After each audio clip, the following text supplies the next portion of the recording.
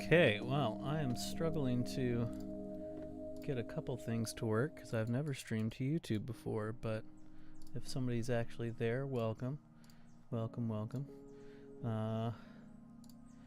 Yes, so let me see here. Okay, so it looks like it's working. I just, the chat is not loading in my little box where I want the chat to be loading, and that's annoying because I would like for it to load. But that's okay. I'll figure it out. I have not streamed in a long time.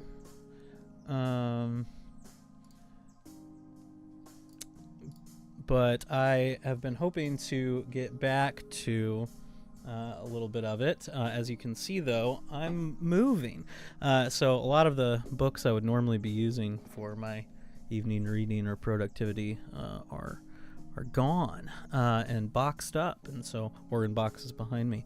And so one thing I really need to get going on is I am working on a syllabus for a class this summer that is an intensive 1-week seminar on the political thought of the American founding. It's a truncated version of a course I've taught before.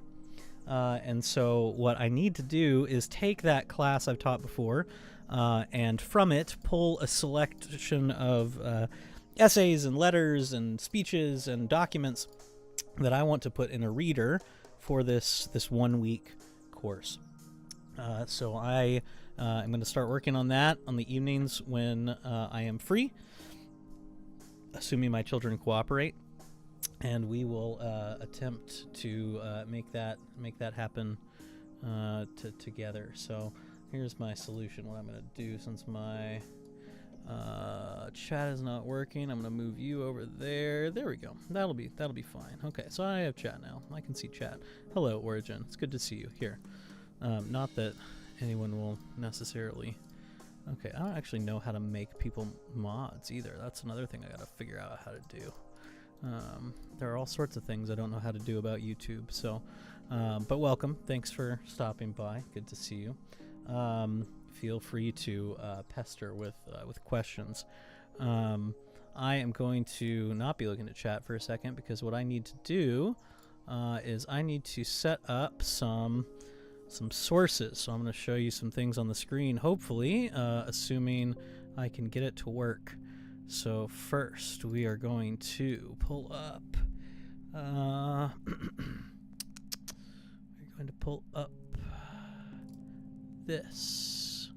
We're going to unmute you. Oh no, where are you on my thing? Okay, nope, we're gonna have to add a new source. So you guys are gonna get to see me do this on the fly because I've never set this up. So we're gonna do a window capture. We're gonna do no, not right away. We're gonna select you, and then we're gonna put you there.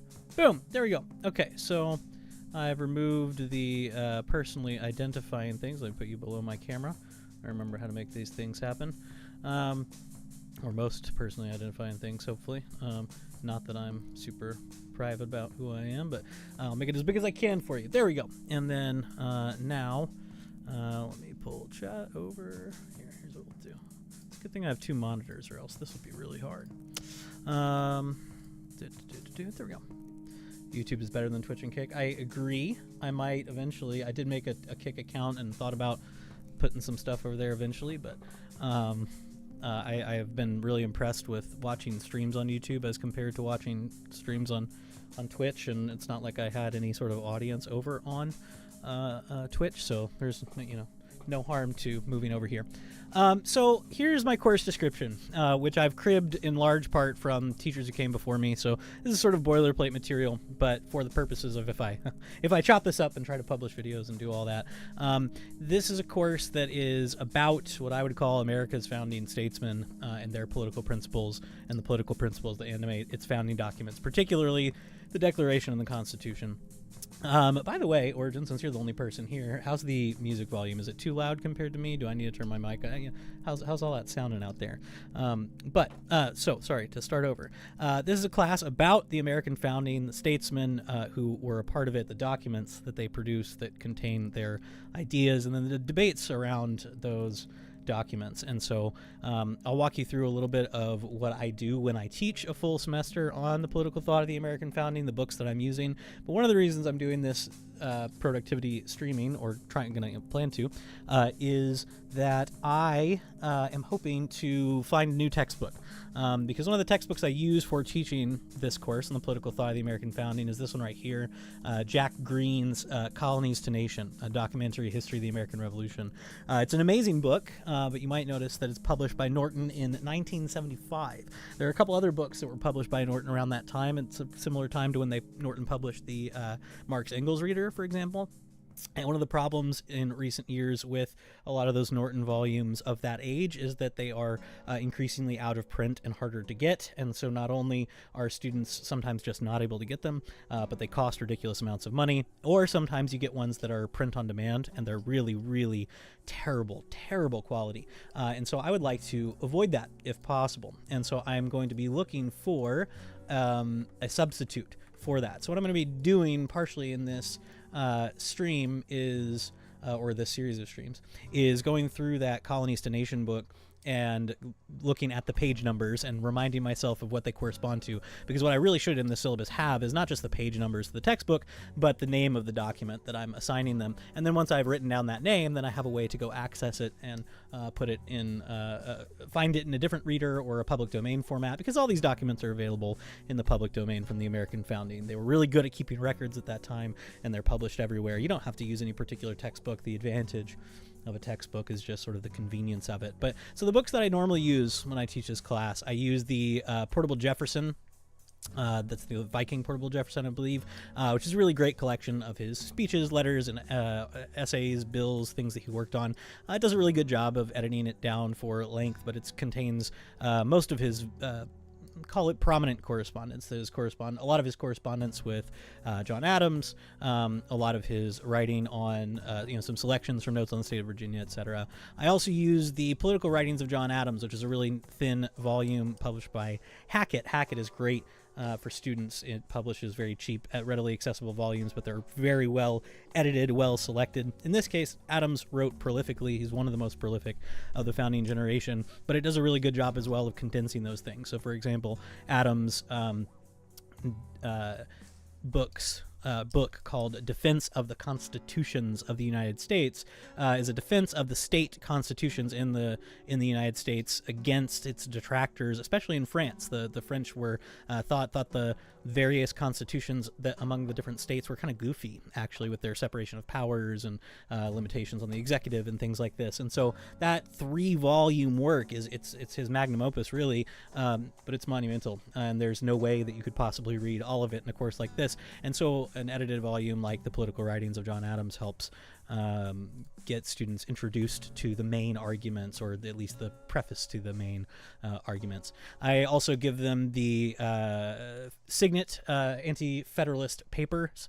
So Signet's great also for cheap volumes for students. They're not super well made, but they're kind of mass market paperback style, and that's edited by Ralph Ketchum, who's one of the great scholars of the American founding period and the Anti-Federalists, and it's just cheaper than the alternative volume, which is the Herbert Storing collection of Anti-Federalist papers. So I want them to have access to it in hard copy. All these things, again, are available in the public domain. They could just pull them up online, but when possible, I want them to have them in hard copy. So again, because part of why I'm doing this is to make a reader for a summer course, I'm going to be trying to find those public domain versions so I can compile them into a PDF. Yes, I will turn my volume up a little bit. Let me know if that's any better. I just saw myself clipping a little bit, so I wanted to make sure that was not overwhelming anybody. I also have my preferred, two comments on this really quickly. My preferred edition of the Federalist Papers is not this one. It's not the Signet version. I assigned that one because it's relatively cheap. Students can get it used for $4 or $5. My preferred version is the Liberty Fund edition because it is a very high quality volume, sewn binding, better layout in the text. So I prefer to get that one. I may start assigning that because it's only, I think it's ridiculously cheap compared to what they could charge for it. Here, actually, let me check.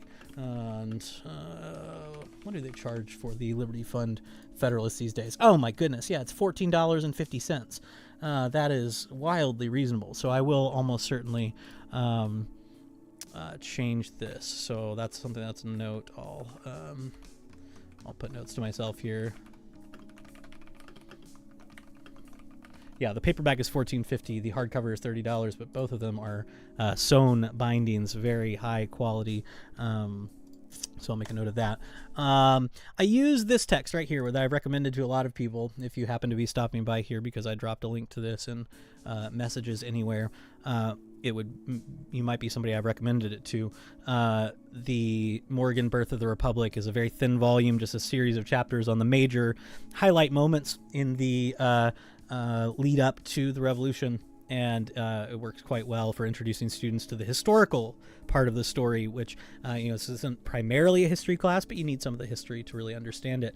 And then midway or towards the end of the class, I have students read Herbert Storing's thin book, What the Anti-Federalists Were For. Herbert Storing, again, one of the great historians of the American founding, unfortunately taken from us too soon. I believe I'd have to look at how old he was when he died, but I think he had a lot left in him. And any appreciation we have for the Anti-Federalists, we owe a lot to Herbert Storing and his work, writing on them, collecting their writings into, there's one very thin volume, and he was working on the sort of collected multi-volume series on the Anti-Federalists when he died, and so that's a cheap, really easily available book, and it helps sort of myth bust a little bit about the Anti-Federalists. It's common for people to suggest that, well, the Anti-Federalists lost because they were dumb, or they lost because their ideas were very bad, or they lost because they were a sort of scattered group with nothing to really unite them, and none of those things are exactly true. Some of them, the accusations stick more than others. So what I'm going to be doing here in this video, and largely just talking into the void, but thank you, Origin, for sticking around and helping me through it. Feel free to keep sharing the link around if you want. Nobody knows that I'm streaming, so I rely on word of mouth, I suppose. Actually, I might post a link real quick to Twitter, just to... let me do that just in case I can pick up any stragglers.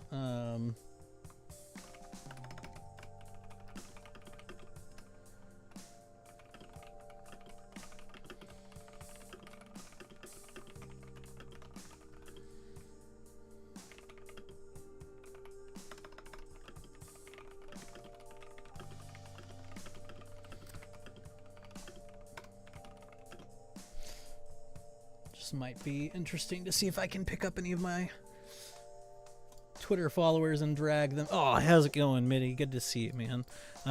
Yes, well, thank you for stopping by. You have been informed by a man on the inside.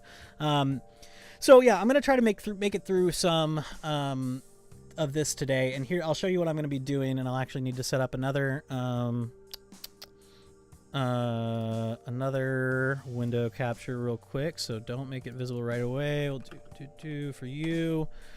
I'm going to show you what I'm going to be doing for you're doing your job. You're doing great. So here, let me okay, I will undo. There we go. So let me adjust. Oop, nope, I want to how do I forget. It's been so long since I've messed with OBS, I'm forgetting all my hotkeys. So let me get some of that mess out of there, and then we'll do this. Okay, great. So this is oh, hang on, and I gotta put my video on top of that. There we go. This is a very bad PDF that I completely legally obtained from archive.org on rental. Don't worry about it. Of the green volume, Colonies to Nations, 1763 to 1789. Highly recommend this. I'm not trying to denigrate it in any way. Again, it's just hard for students to get.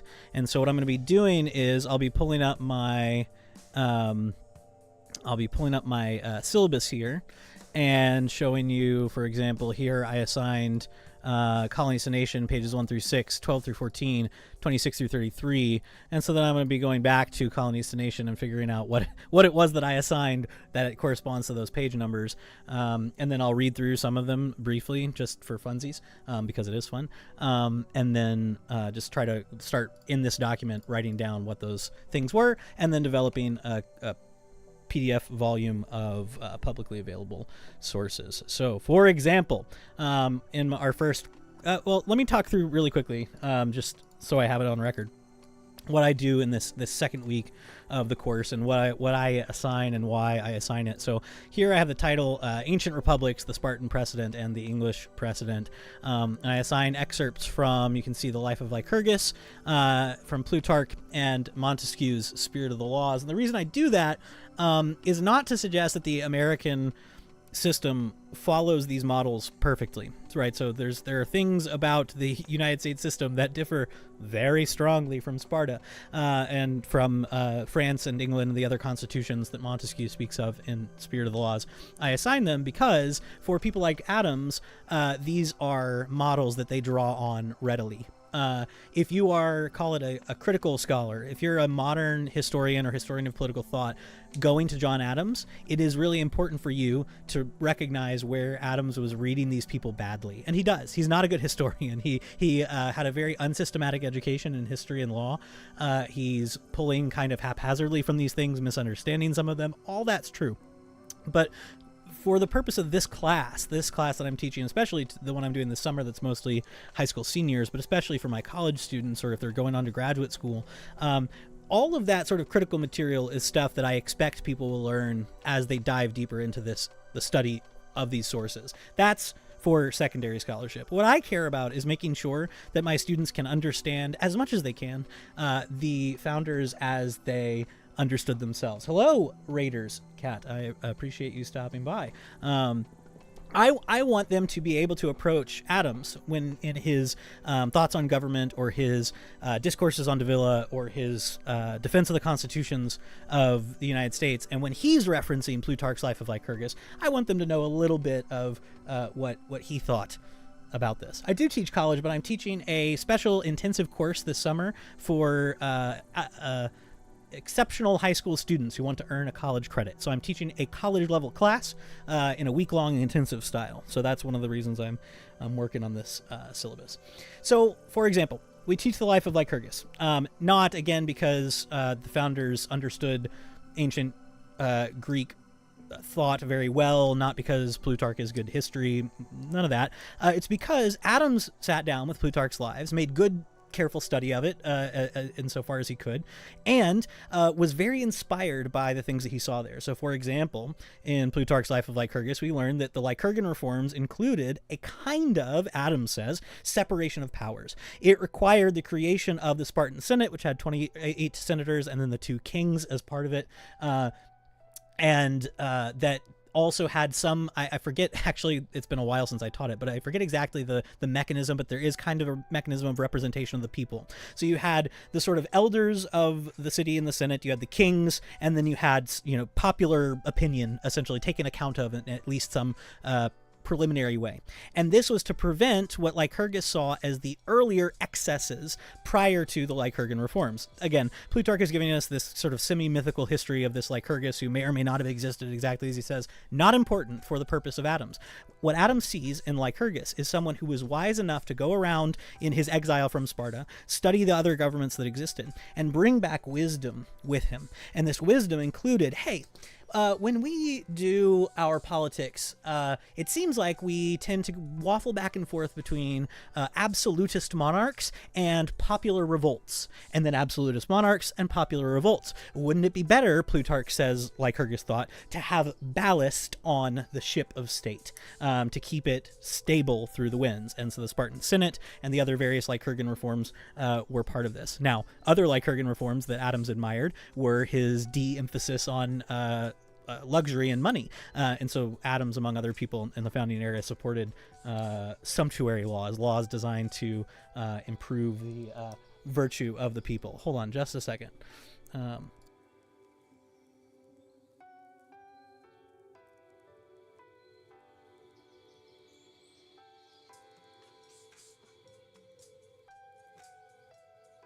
I'm going to run my daughter back to bed so you all can get a starting soon screen, and I will be back. If you guys want to keep chatting, please feel free. I'll be back in a little while.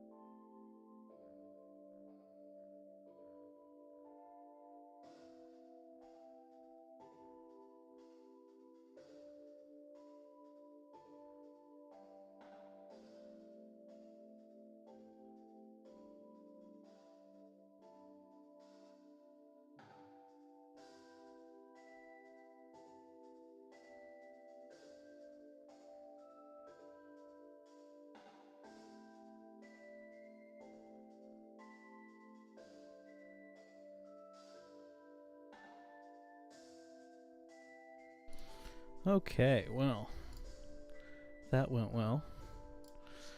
There's a strong possibility that I'll end up having to duck out again, but I think they're settled. They usually don't do that, so I was counting on a little bit of free time to do this. But thank you guys for stopping by anyways, and sorry to keep you waiting for a bit. Not that this is terribly thrilling material anyways. I think, though, keep an ear out for them. I was ranting about Lycurgan reforms, and so I like to give students just a little bit of the life of Lycurgus, a little bit of the Montesquieu Spirit of the Laws, where he says that I know it took me long enough. They're adorable kids, but when they get it in their heads, they're special. They're very special. I love them so much.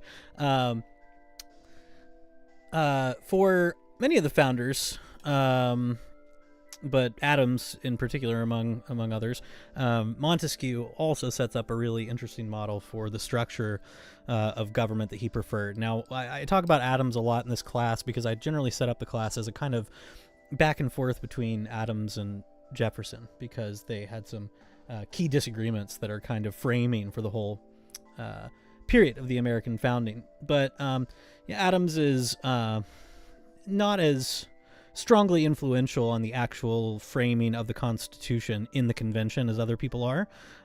But in the background of the framing of the Constitution is Adams' defense of the American constitutions, that 3-volume series I mentioned before. And so he's really useful to understanding the principles that these guys had in mind as they're developing what would emerge later in the Constitutional Convention.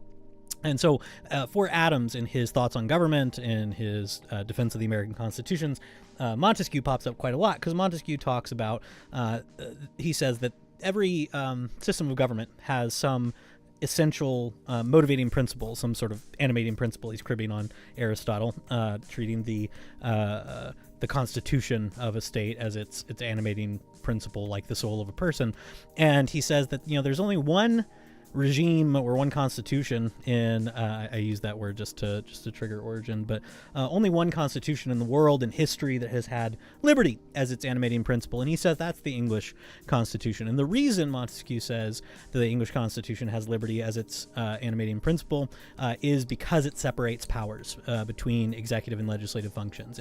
It knows to preserve against tyranny by separating powers, and so his treatment of separation of powers really is one of the strongest influences on the American founding project, because prior to Montesquieu, many of the thinkers who are discussing separation of powers are doing it in a kind of simplistic way. They're talking about the separation of legislative and executive function primarily. So if you go read Locke, for example, he says, we need to separate executive and legislative functions because the same person can't be writing the law and enforcing the law. That's tyranny. And then he also adds this third function, which if you took American civics in high school, you might think, the judicial. And Locke doesn't talk about the judicial as a separate branch or function of government. He talks about what he calls the federative power, the power that the executive ordinarily holds to treat with other nations, other princes who are there in a state of nature with relation to one another.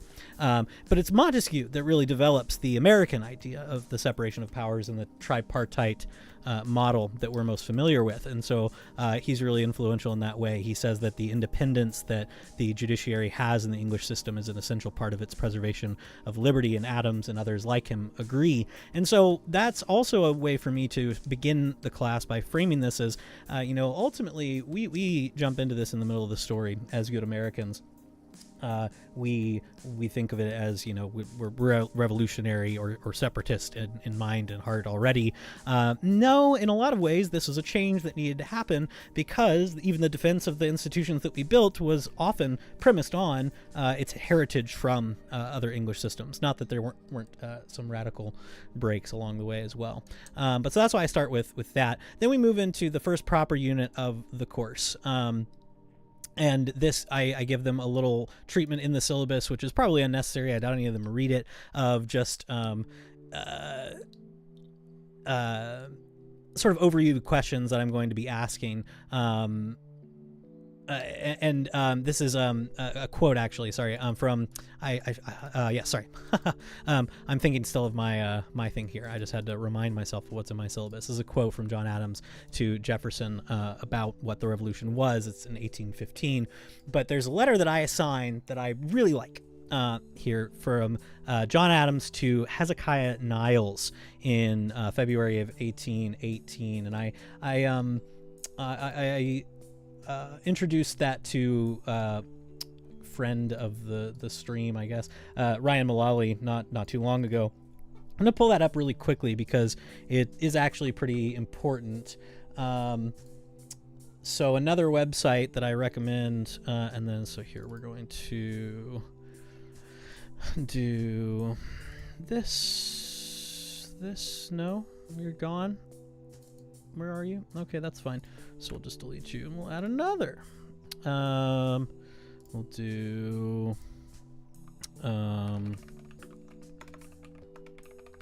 don't make source visible, please. I want to do boom, boom,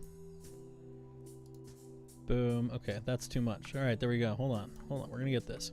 You guys are bearing with me. I haven't streamed in a long time, so I don't have all my thingies set up.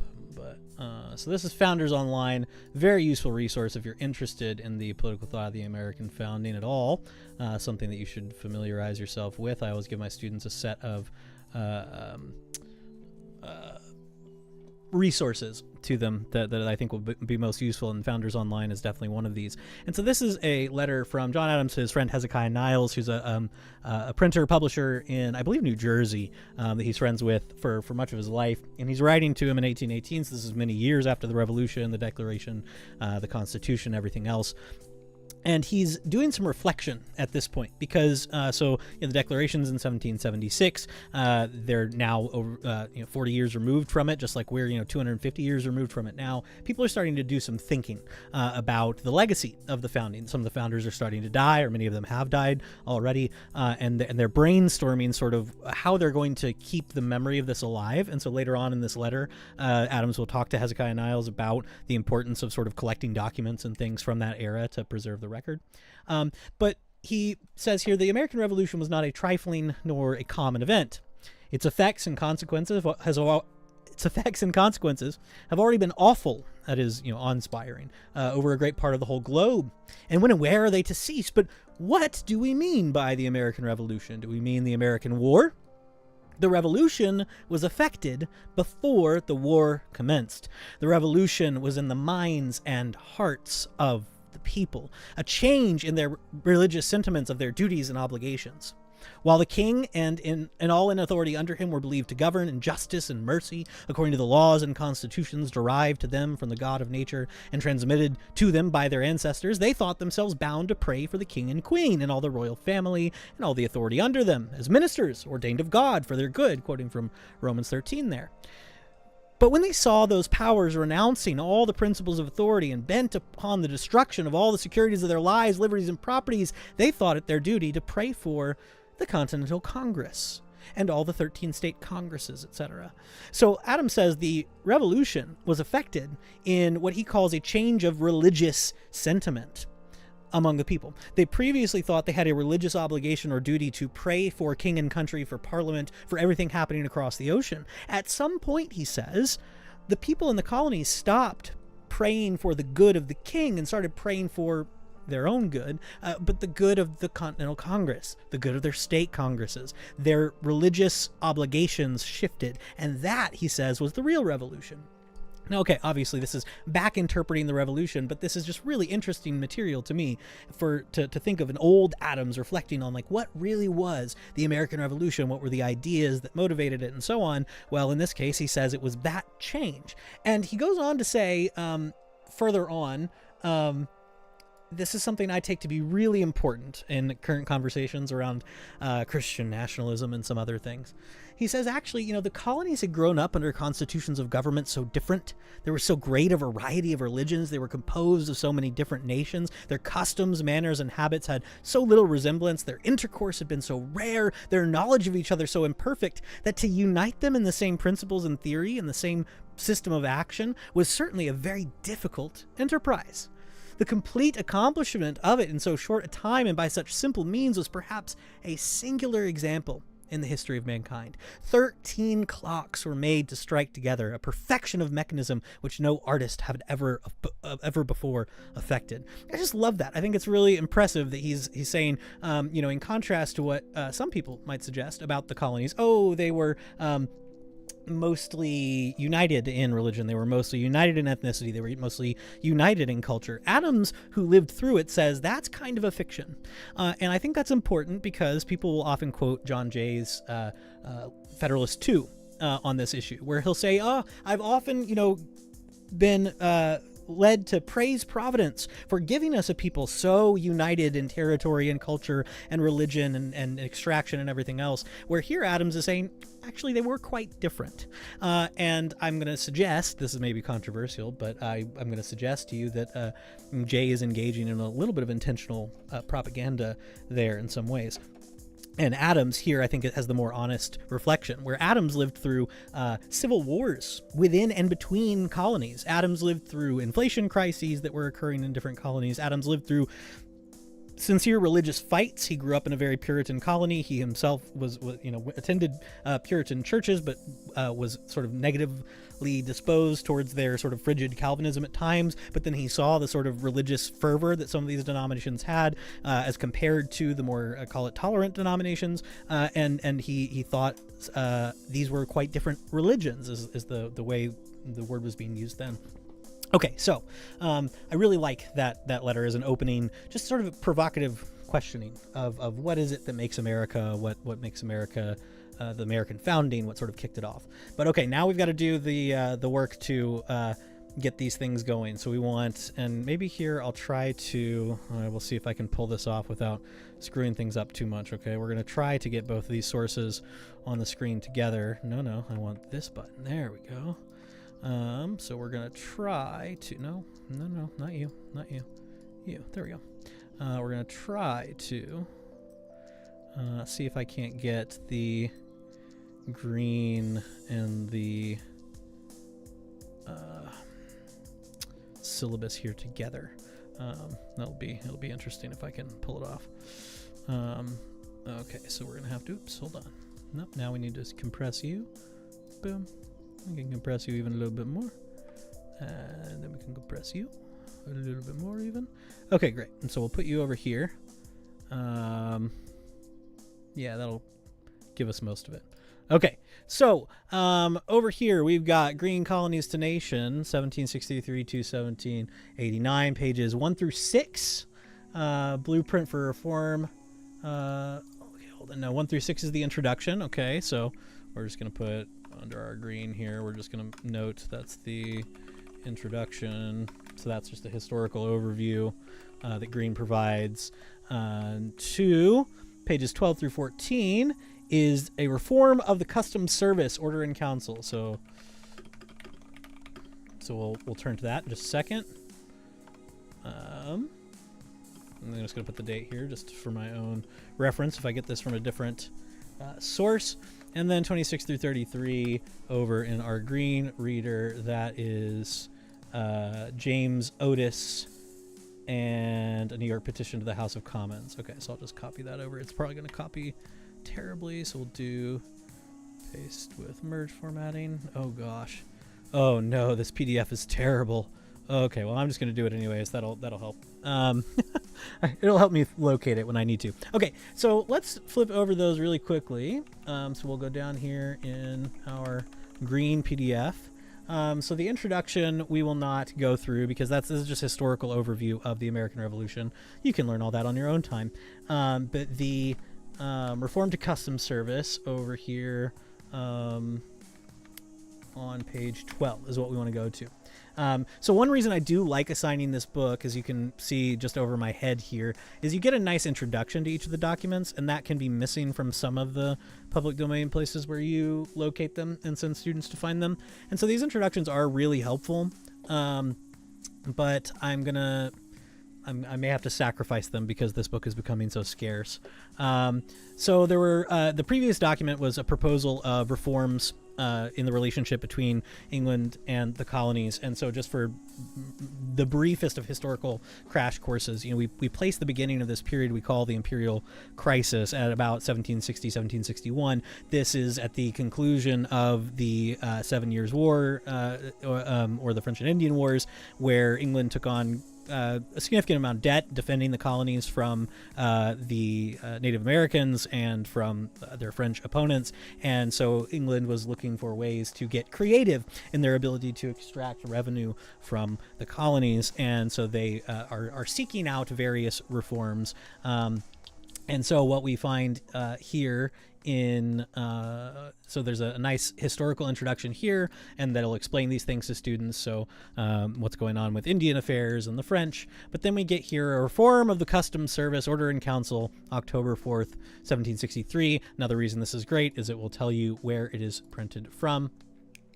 But just a quick read of just the beginning part of this. We, the commissioners of your majesty's treasury, beg leave humbly to represent to your majesty that, having taken into consideration the present state of the duties of customs imposed on your majesty's subjects in America and the West Indies, we find that the revenue arising therefrom is very small and inconsiderable, having in no degree increased with the commerce of those countries, and is not yet sufficient to defray a fourth part of the expense necessary for collecting it. So it's more expensive to collect the taxes at this point in the colonies than to actually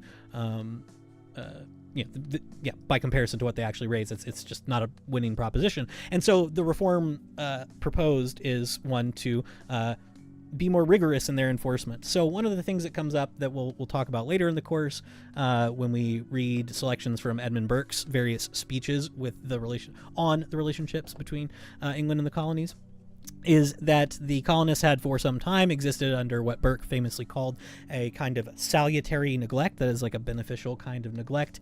The English generally left them alone to their own devices to govern themselves in their own colonial legislatures. They did raise taxes that they sent back to England, but they were taxes that were imposed on them, at least sometimes, mostly through their own legislatures, and sort of, as they would come to say it during the Imperial Crisis period, by voluntary consent sent to the crown to repay them. But at this point, England starts wondering, could we do something a little different? Can we be a bit more interventionist here? Can we start interposing a bit more? Can we start enforcing things we haven't been enforcing? And one of the strategies that's proposed in this document and in other documents is to adjust the customs as they have existed. So, for example, there was a Molasses Act that existed prior to the 1760s Imperial Crisis. It imposed a pretty high, like supposed to be prohibitively high, duty on molasses imported from other countries. Basically, the English didn't want the colonists importing French molasses from French territories in the Caribbean.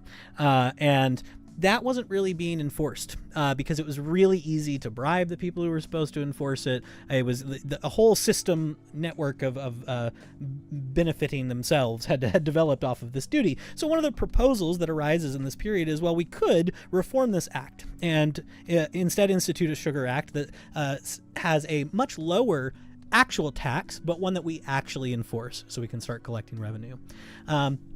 Okay, but we're going to jump down to the James Otis speech, because that's going to be more directly relevant. So what exists in Chapter 2, which is the sort of first crash course that we're getting on the new taxation policies, is the British saying, hey, here's all these creative ideas for how we can start actually enforcing our tax system and actually raise revenue off these colonists who, from the perspective of those in England at this point, were not really paying their fair share.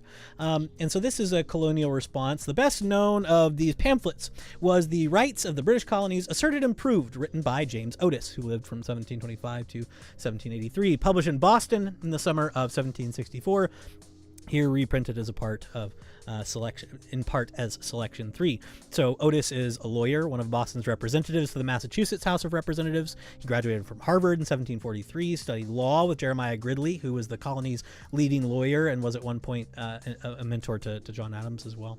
Until 1748, when he established his own practice and acquired a reputation as a successful lawyer by the middle of the 1750s. So let's read just a snippet of what James Otis has to say here in this selection. This is one I definitely will be giving the students in this intensive course. I don't think I'll give them the English documents. I think I'll just summarize those in lecture form, but I think I will give them this because Otis is important to know.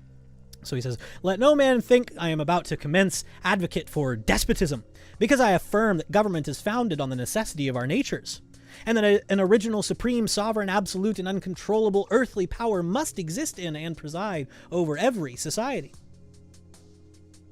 from whose final decisions there can be no appeal but directly to heaven. It is therefore originally and ultimately in the people." So what he's articulating here is a standard 18th century theory of sovereignty that says, look, the sovereign is the final decider. There is the person. There's somebody at the top of the heap who makes the final decision. It's the person beyond whom there is no appeal, or no appeal but to heaven, and that's language that he gets from Locke and elsewhere. And who is that sovereign, right? Who's the sovereign who rules over all of us and beyond whom there's no appeal? He says that's the people. The people are the sovereign in this particular kind of democratic theory. It is therefore originally and ultimately in the people. I say this supreme absolute power is originally and ultimately in the people, and they never did in fact freely, nor can they rightfully make an absolute and unlimited renunciation of this divine right. It is ever in the nature of the thing given in trust and on a condition, the performance of which no mortal can dispense with, namely that the person or persons on whom the sovereignty is conferred by the people shall incessantly consult their good. So it's not unique to Locke, but he's just advocating here in this pamphlet fundamentally Lockean theory of delegation of authority to the legislative, who makes the laws for you for your good, and who holds that authority in trust, while the ultimate and original sovereign who can always claw back that power is the people. And so he's going to go on and articulate this theory of sovereignty, and then wonder, well, where is that delegation placed in the American and English system, right? So if people can delegate some of this sovereign power to somebody else to legislate for them, keep that in trust for my good, where is that located right now? So let's go down a little bit further. Let the origin of the government be placed where it may. The end of it, that is the goal of it, is the good of the whole. The good of the people is the supreme law, is of the law of nature. So salus populi suprema lex esto. My Latin's very bad, but I've got maybe at least that much. I don't know. Somebody can correct me if you're out there and you're a better Latinist than I, which is everyone who knows Latin. And part of that grand charter given to the human race, though too many of them are afraid to assert it, and by the only monarch in the universe. Yeah, I'm just going to put, I'm going to fix, this is bothering me. It's sitting over here and I'm just like that. The text, the OCR in this document is terrible because the text is so faded. So I'm just going to put James Otis pamphlet here. This is just for my own, building my PDF later. Okay, sorry. We're going to just skip down. Every British subject born on the continent of America or in any other of the British Dominion is, by the law of God and nature, by the common law, and by act of Parliament, exclusive of all charters from the Crown, entitled to all the natural, essential, and inherent and inseparable rights of our fellow subjects in Great Britain. Among those rights are the following, which is humbly conceived no man or body of men, not excepting the Parliament, justly, equitably, and consistently with their own rights and the Constitution can take away. So, first, that the supreme and subordinate powers of legislation should be free and sacred in the hands where the community have once rightfully placed them. Secondly, the supreme national legislative cannot be altered justly till the Commonwealth is dissolved. Again, just kind of standard Lockean stuff. Thirdly, no legislative supreme or subordinate has a right to make itself arbitrary. It would be the most manifest contradiction for a free legislative like that of Great Britain to make itself arbitrary. And arbitrariness, again, is a well-developed concept in the democratic theory, I guess, at this time, where arbitrariness is essentially doing what you want without reason or accountability in the case of the people holding the legislature to account. So an arbitrary power is one that can do whatever it wants to you without limitation, and that is not the political power that Locke talks about. And so the supreme legislative cannot justly assume a power of ruling by extemporary arbitrary decrees, but is bound to dispense justice by known, settled rules, and be by duly authorized independent judges. The supreme power cannot take from any man any part of his property without his consent, in person or by representation. And so we're going to see in this first part of the imperial crisis this issue of representation come up. And so this is going to be a thing that I hammer home with the students quite a bit, is what is representation? How do we know when we have it? Why do we care about it? what different kinds of it can we conceive of, right? Because we might imagine, we use the term representation in cultural conversations right now, right? I want to see myself represented in the media that I watch, and by that somebody might mean I see someone who looks like me or fits the same identity characteristics I have. Or you might say that you have a representative in Congress. Well, what does that mean? They represent your interests. Well, does that mean they do what's good for you? That's a kind of delegate model. Does it mean they do what you want? That's a kind of mouthpiece model, right? There are different ways we conceive of representation, and we're going to see all of them sort of hashed out on this international, or I guess intra-national at this point, since the split has not occurred yet, stage where the colonists are going to be proposing a certain theory of representation that will eventually lead them to claim they are not and cannot be represented by anyone in Parliament. For a period of time, by the way, this is outside the readings that I give my students at this point in the class, but for a period of time, there were people in the colonies making an argument that they should be represented in Parliament. Among these was actually Benjamin Franklin and his conversations with his English friends. He was almost an Englishman. Gordon Wood has a very good book on this. He thought that the colonies should have representatives in Parliament, and maybe perhaps that he should have been one. With regards to eminent domain, well, yeah, that's an interesting one. Well, we can get to that when we get to the Constitution. But so Otis lays out effectively. I'm gonna summarize here because it is a pretty lengthy piece, and I'm not gonna read it all on stream to even the one person who's here hanging out. He summarizes again what I would call the kind of standard Lockean model, that authority is given in trust. It's not arbitrary. Parliament can't make whatever laws they want, and they can't make laws without the representation of the people. And at this point, the colonists are going to start claiming that they are not represented in Parliament, and thus taxes raised on them by Parliament are fundamentally unjust. Okay, so we are going to go on to Green 42 through 60. Oh goodness, so look at that awful PDF. Who scanned this? Okay, so the first part on 42 is just the Stamp Act, so I have students read Stamp Act, and then the Quartering Act. I'll go back through these in just a second. And then selection 5, so introductory material, Thomas Whately.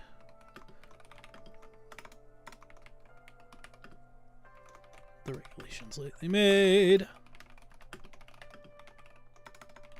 This also, by the way, serves the good of refreshing myself on all these things that I've read and taught at various points. My hard copy of this text is on campus, so I don't have access to it. That's why I'm going through it on PDF, even though I would normally want to do it in hard copy. So Daniel Delaney's Considerations in 1765. That's going to be the American position. Going down to 60. So that's the Delaney is. Yeah, okay. The Delaney piece is the end there. Okay, so let's just really quickly the British position on the regulations lately made. Let's start with the Stamp Act and the Quartering Act. So the Stamp Act is one of the things that really, if you're going to pick one that sort of makes revolution inevitable, it's not a bad one to choose. So it's in Parliament March 22nd, 1765. And the way that I explain this to students is effectively like, imagine just literally everything you could ever need or use in life is you have to pay a tax on it. This is an act that applies to legal papers, commercial papers, liquor licenses, land instruments, indentures, cards, dice, pamphlets, newspapers, advertisements, almanacs, academic degrees, and appointments to office. It says that if your piece of paper does not have the appropriate tax stamp that proves you bought it in a legal way or paid the tax on it, you can't use it as an official document. So your degree doesn't count, your law papers don't count, etc. It was designed to be an unavoidable tax. And so again, going back to the British position in that first part, the British are starting to say, hey, wait a second. We have all these laws on the books that we're not enforcing. And the ones that we are enforcing, they're really inefficient. We're not raising that much money. So why don't we find ways to sort of lower the actual burden on paper, but increase the actual burden in reality, make it actually effective and not so easy to avoid. So for example, the Molasses Act that existed prior to all of this nonsense was very easy to avoid. You just paid off the guy who was supposed to be charging you the duty, or you just smuggled it in and then had paid somebody to look the other way. It was really easy to get around. It was almost effectively non-existent. For these acts, especially the Stamp Act, this is designed to be one you absolutely cannot avoid, and that's why it provoked such an immediate and inflamed response. The Quartering Act, let's read a little bit of this. Whereas in and by an act made in the present session of Parliament, entitled? Is that what that is? Sure, why not? An act for punishing mutiny and desertion and for the better payment of the army and their quarters, several regulations are made and enacted for the better government of the army and their observing strict discipline, and for providing quarters for the army and carriages on marches and other necessary occasions, and inflicting penalties on offenders against the same act. Oh, hello! How are you doing, Josiah? Good to see you. I am working on a syllabus for a summer class, and so I'm going through and turning page numbers into titles so I can compile a PDF of public domain documents. Dude, it's good to see you. Thank you for stopping by. Yeah, we're talking about pre-revolutionary taxation policy, man. You would probably love some of the arguments the British are making. No, I'm just kidding. I hope you're having a good evening. Good to see you. So the Quartering Act is called in form of indirect taxation because what it requires is for the colonists to, as British troops who are there for their own good and to enforce the laws that the British are enacting, are passing through the countryside, they have a right to demand food and lodging, essentially. And so the people are required to provide for them in a way that was considered very onerous.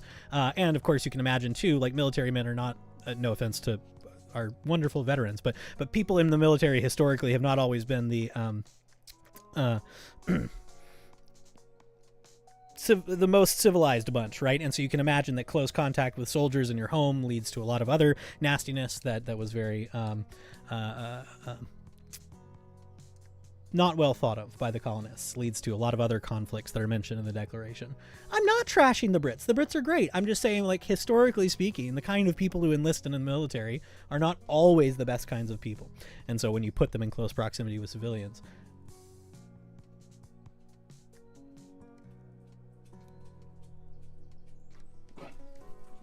just my dog or my child too. I think it's just my dog. I'm not trashing the Brits. I love them. Yeah, we draw much of our history from them. It's great. Hold on a second. No, I think my kid's still in bed. I think my dog was just coming down the stairs. She's getting fat, so she sounds pretty heavy thumping down those stairs, but she's a corgi, so she like hops. She just goes like doom, doom, doom. I have this great video of her, like, that my mom has stairs that you can look at from the side, and I have this great video of her little tiny leg just going doot, doot, doot, doot, doot, doot. It's great. Very amusing. Yes, English common law. We will get into that a little bit, probably not tonight, but further on. Yeah, I mean, that's what, when Adams goes to become a lawyer, that's what he's sitting down and studying, so.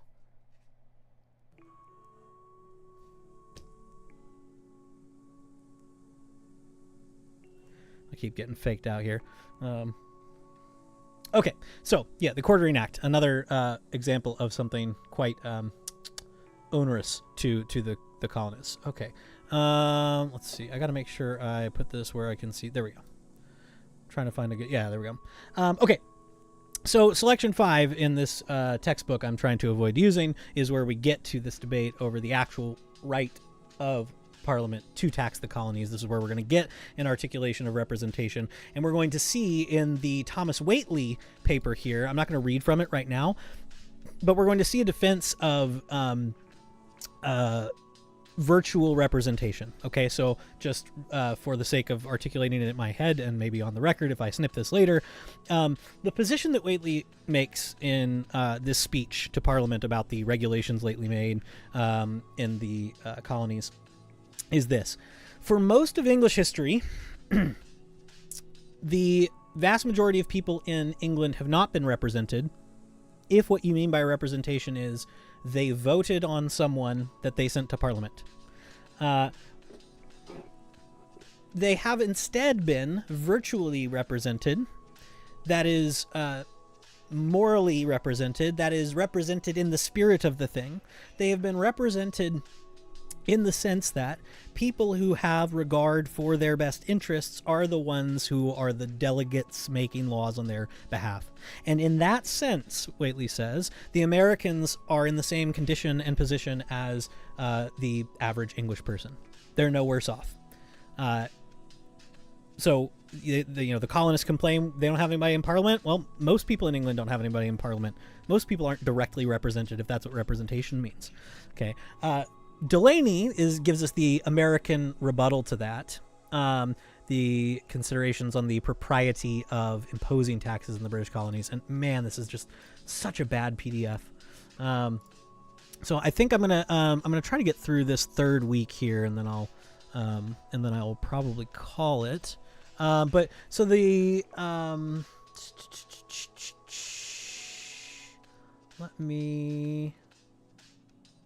so the primary purpose of this paper is Delaney's argument that the similarity of the situation is overstated, that the relationship is not the same between a peasant in the English countryside who doesn't have a representative in Parliament and the situation of the American colonists. It's not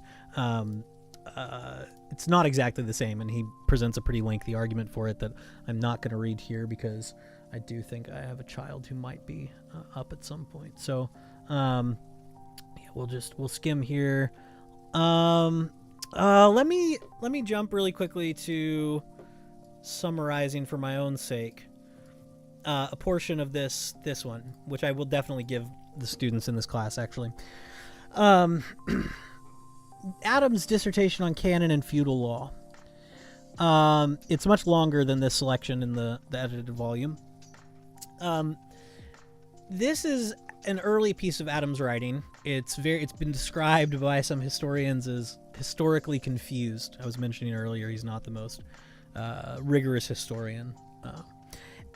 This is Adams' attempt to suggest that there are multiple kinds of law in history. That's not a new argument, right? Cicero makes this argument on the laws. He says, well, there's the natural law, which obliges all. There's the civil law underneath it that we make when we reason from the natural law. Civil law can conflict with reason and with the natural law and so on. So the idea that there are different types of law, not new.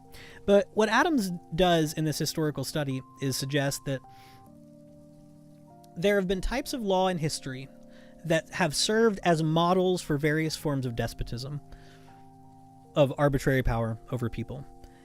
And those types of law need to be identified, understood, and rejected if you hope to make law based or for the purpose of liberty, right? Remember that Montesquieu idea that there are certain systems of government that have as their animating principle liberty. That's the English Constitution for Montesquieu because he predates America, but for Adams he wants to make America's Constitution a constitution for liberty.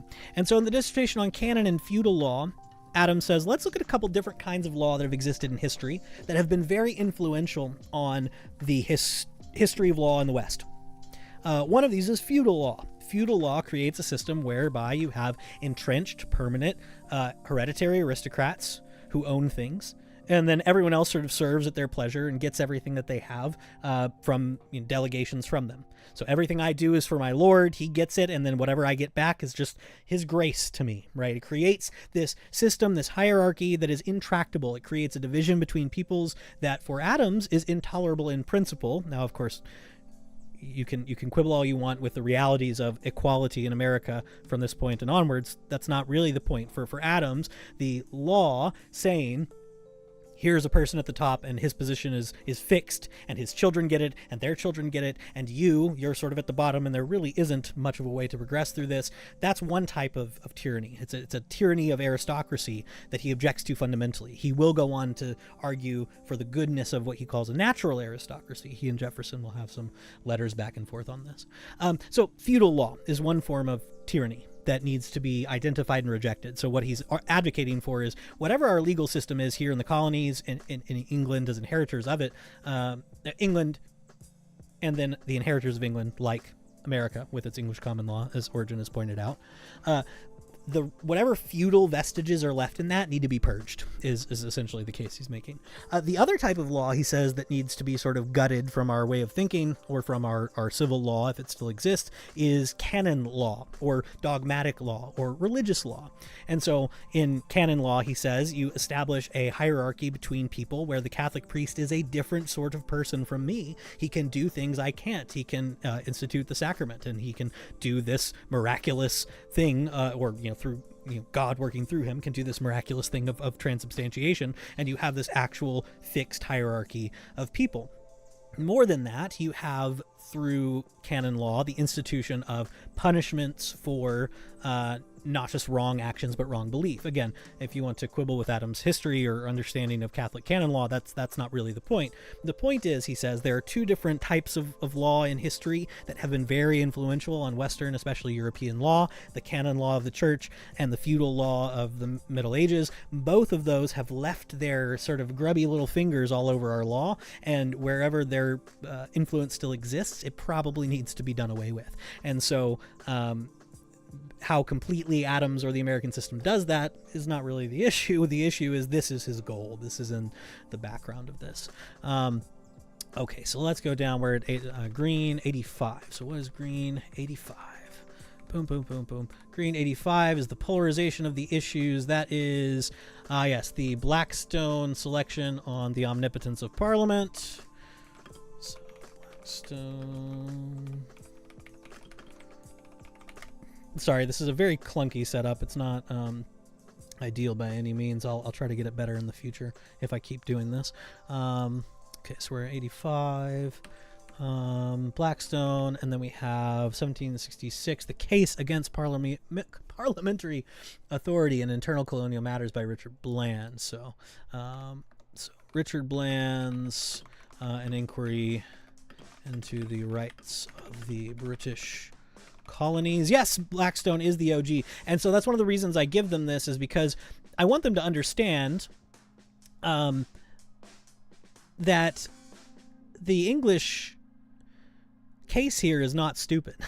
The idea that under English law the colonies were subject to this kind of taxation is not, it's not dumb.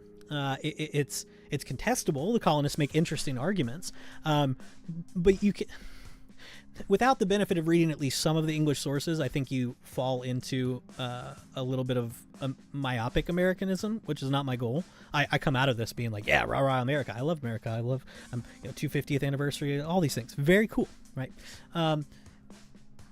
But I want them to be aware, at least, of some of the things going on the English side. So the omnipotence of Parliament as an argument is important here.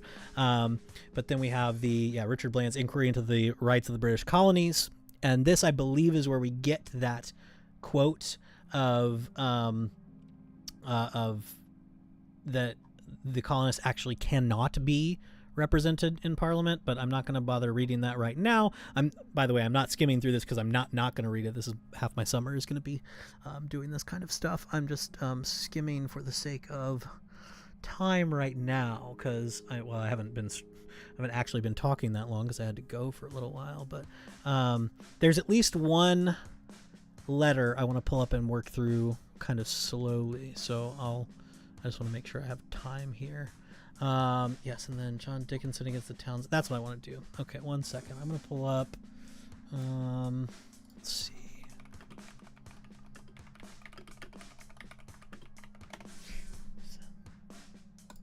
Yes, this is really important, and so I will read this excerpt. That's great. Yes, this will work fine.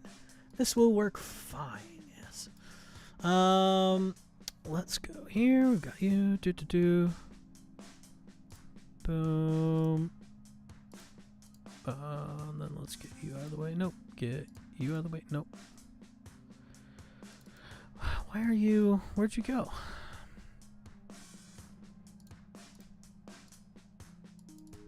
That's interesting. It's interesting. I don't know what's going on with my sources here. Hold on.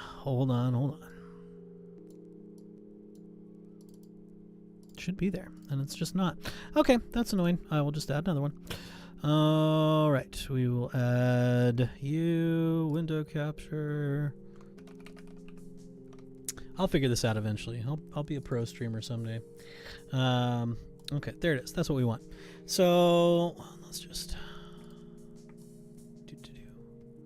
do you.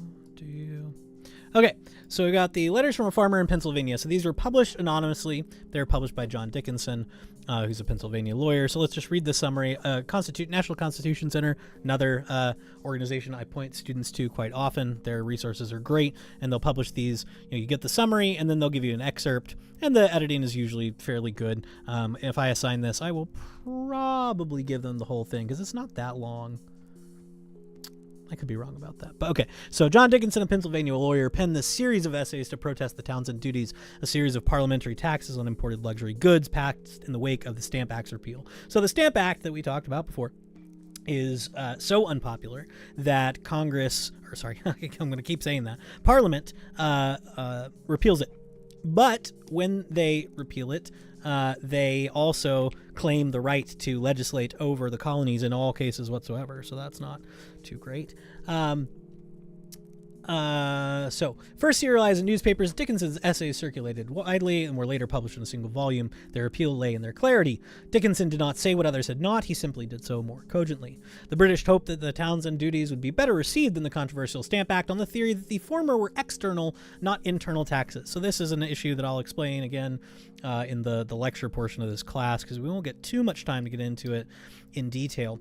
But when Franklin was in England as a representative of the colonies, and was asked to articulate, I believe before Parliament or before a special, some sort of special government meeting, but certainly before officials in England, he was asked to articulate sort of why are the colonists objecting now? One of the questions that the British are asking is, hey, we've always regulated trade in the colonies. We've always had tariffs or the duties on imports and exports. We've always sort of tried to force the colonies to only trade with us. This is mercantilism, basically. And so Parliament is kind of scratching their heads and is like, why are these uppity colonists worried now about this Stamp Act? What's the deal? And Franklin and other people say, well, it's it's kind of like you're saying now you want to get in their we have this argument that we use in policy debates, like you want the government in your bedroom, and it's almost like that, right? Franklin is like, well, the colonists really don't want you meddling in all of their everyday affairs, right? You're claiming the right to tax literally everything they do on paper, which is almost everything. That's an internal tax. That's a tax that messes with them inside their political lives in the colonies, in an area where they felt previously kind of free from prying parliamentary eyes. They're fine with external taxes. Franklin was wrong about this. Everybody from the beginning in the colonies is objecting to both kinds of taxes. Well, not everybody, but I'm intentional hyperbole. So Parliament picks up on that and says, oh, okay, fine. Now we're going to pass the Townsend duties. And all of these Townsend duties, these are all external taxes. So you guys must be fine with them. And Dickinson, among other colonists, comes back and says, no. And actually, some of us never thought that external taxes were okay either. So let's read just this excerpt here. There's another late act of Parliament which appears to me to be unconstitutional and as destructive to the liberty of these colonies as that mentioned in my last letter, that is, the act for granting duties on paper, glass, etc. The Parliament unquestionably possesses a legal authority to regulate the trade of Great Britain and all her colonies. Such an authority is essential to the relation between a mother country and her colonies and necessary for the common good of all. He who considers these provinces as states distinct from the British Empire has very slender notions of justice or their interests. So here we can see again all the arguments that are being made at this point, right? We're still here in the mid-1760s. The arguments being made are arguments that are premised on the colonies are part of the British Empire. The colonists are British subjects, British citizens. They bear the rights of Englishmen. And so Dickinson here is saying, no one's saying that we're not part of the British Empire. Not yet, at least. The question is sort of what that entails. So he goes on. We are but parts of a whole, and therefore there must exist a power somewhere to preside and preserve the connection in due order. This power is lodged in Parliament, and we are as much dependent on Great Britain as a perfectly free people can be on another. We have looked over every statute relating to these colonies from their first settlement to this time, and I find every one of them founded on this principle till the Stamp Act administration. Never did the British Parliament, till the period above mentioned, think of imposing duties in America for the purpose of raising revenue. So what Dickinson is saying is there's a distinction in the laws that Parliament passes between regulating the relationship between the mother country and her colonies, regulating the relationship between this member of the British Empire and the Crown and Parliament, making sure that that relationship stays all in the up and up, and raising revenue off of us. The job of raising revenue is done by your representatives, and Dickinson agrees there is no representation for the colonists in Parliament. So he goes on. The last act, granting duties upon paper, etc., carefully pursues these modern precedents. In other words, it's right in line with that dirty Stamp Act that we fought so hard against. Here we may observe an authority expressly claimed and exerted to impose duties on these colonies, not for the regulation of trade, not for the preservation or promotion of a mutually beneficial intercourse between the several constituent parts of the empire, heretofore the sole objects of parliamentary institutions, but for the single purpose of levying money upon us. Here then, my dear countrymen, rouse yourselves and behold the ruin hanging over your heads. If you once admit that Great Britain may lay duties upon her exportations to us for the purpose of levying money on us only, she then will have nothing to do but lay those duties on the articles which she prohibits us to manufacture, and the tragedy of American liberty is finished. It's a kind of slippery slope argument, which is effective in many ways. So the constitutional modes of obtaining relief are those which I wish to see pursued on the present occasion, that is, by the petitions of our assemblies, or where they're not permitted to meet, of the people, to the powers that can afford us relief. We have an excellent prince, in whose good dispositions toward us we may confide. We have a generous, sensible, and humane nation to whom we may apply. They may be deceived. They may by artful men be provoked to anger against us.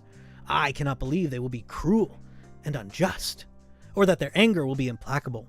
Let us behave like dutiful children who have received unmerited blows from a beloved parent. Let us complain to our parent, but let our complaint speak at the same time the language of affliction and veneration. So I really do love this language. It's probably overstated for sort of the rhetorical effect of a public appeal of I'm a good British subject. I only want everything to be okay, and I'm not blaming the king, right? But this is rhetoric that was very common in this period. As we head towards 1770, you will mostly see in the 1760s people being like, well, the king would never do anything bad, and maybe Parliament's kind of overstepping their bounds, but hey man, even Parliament, maybe they're just deceived, right?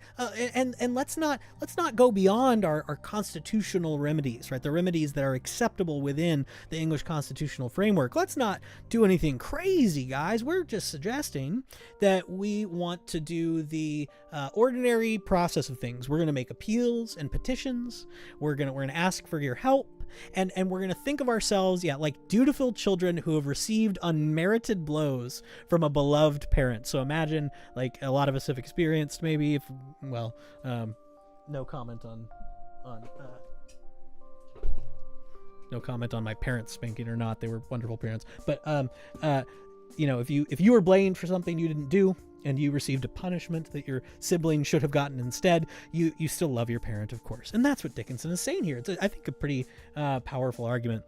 Well, Origin, I appreciate you coming by. It's not sad because no one knows that I stream, so it's fine. I will keep doing this, and maybe eventually people will show up, or they won't.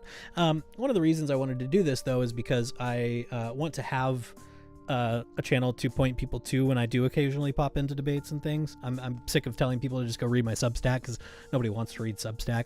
It's much easier for people to just click the subscribe button and maybe stop by. But I mostly do boring stuff, so I don't expect to be. I'm not doing this for revenue. Let's say this is a self-imposed productivity and self-education. That's the goal. But this is, again, kind of typical of the rhetoric you're going to see in this period, the 1760s period. You're going to see a lot of appeals to, oh, good king, won't you help us? Oh, Parliament, don't do that. We still respect you, but don't do that. That's bad. You can't. And so on. Okay. If, however, it shall happen, by an unfortunate course of affairs, that our applications to his majesty and the parliament for redress prove ineffectual, let us then take another step, by withholding from Great Britain all the advantages she has been used to receive from us. Then let us try if our ingenuity, industry, and frugality will not give weight to our remonstrances. Let us all be united with one spirit in one cause. And so he's writing to a colonist audience, and he's taking the first step, right, of saying, well, look, I'm not saying anything crazy. But if we exhaust our options and things get worse, oh, what do you want to do? Maybe something more extreme. Some persons may think this act of no consequence because the duties are so small. A fatal error, right? And so, by the way, this is what I would point people to. You may, it's very common in like boomer Facebook posting, I think, to be like, hey, you know, the colonists revolted when their taxes were only XYZ%. This letter is something I think you can point to say, hey, the point is not the percentage. The point is not the effective tax burden. The point is the principle of the thing. And that's the consistent argument here in Dickinson from the other Americans who are writing about this. The point is not the amount of taxation. It's really, really not. In some cases, the taxes are pretty small. Pretty, like, nobody would really notice it. It's just sort of added, like the Stamp Act, for example, was not a burdensome tax. It just is on everything, and so everybody paying it means you collect a decent amount of revenue. The point is never, at this period, the amount of taxation. And so Dickinson's very careful about this. Oh, the duties are small, man. Don't worry about it. It's a fatal error. That is the very circumstance most alarming to me, for I am convinced that the authors of this law would never have obtained an act to raise so trifling a sum as it must do, had they not intended by it to establish a precedent for future use. Right? So the point is the principle. They're testing the waters. The Stamp Act was so unpopular. It received violent pushback. There was tarring and feathering in the colonies and all that. Like this is crazy stuff going on. And so now Parliament's like, okay, fine, we won't do that. But what if we do this? Poke, right? Again, sibling metaphors, right? Like when I'm driving in the car with my kids in the back, and it's like, he's touching me. No, I'm not touching her. I'm not. I'm just seeing how close I can get without. Poke. Oh, I poked you. What are you going to do?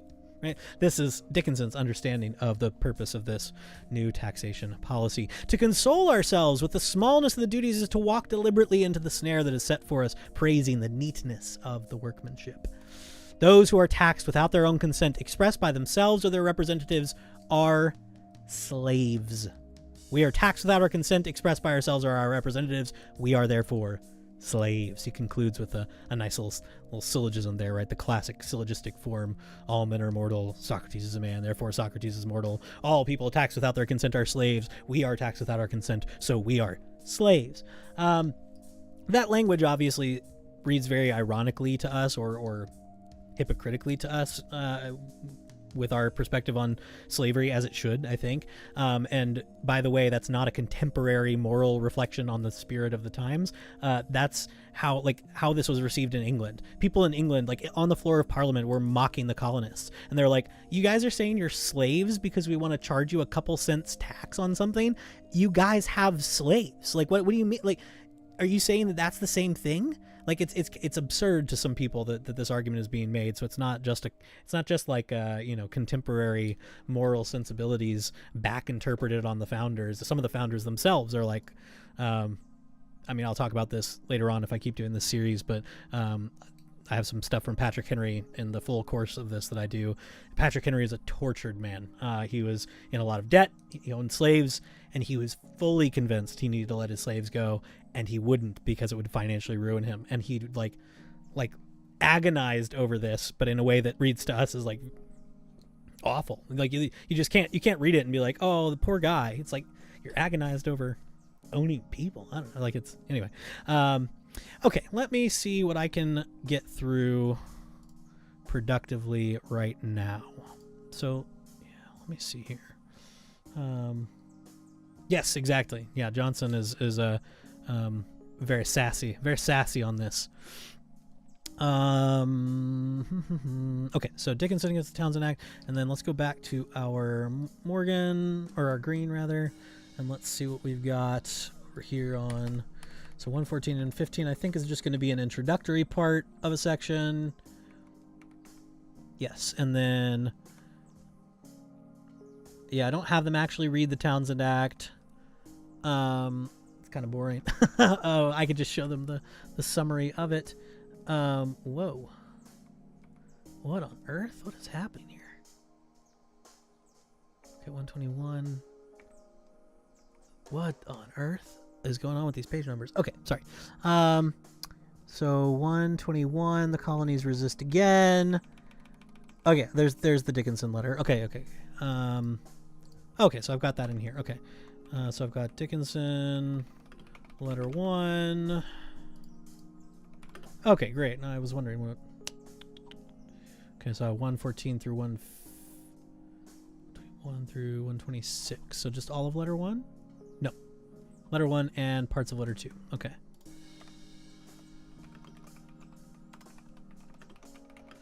Okay. And if I keep doing this series, like one of the things I'm doing right now is I just want to get all of these things collected in one big PDF document and then figure out which ones I'm actually going to assign for this week-long course, and then I want to go through them a little bit more slowly. Yeah, I'm just trying to figure out what I can manage to do, and want to maybe do another 15 minutes. Oh, how are you doing tonight, Origin? Let's see. Let me see if I can find real quickly. I wonder if I have. Let's see.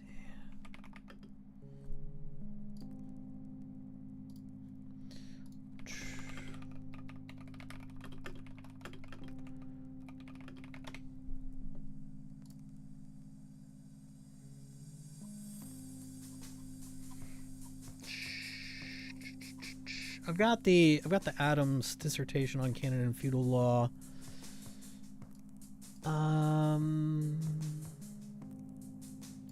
Yeah, I'm gonna go through a little bit of this tonight, just to refresh myself.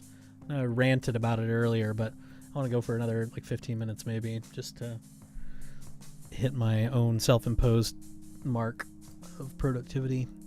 So let's go. Let's do you. There we go. Let's blow you up as big as we can. No, not.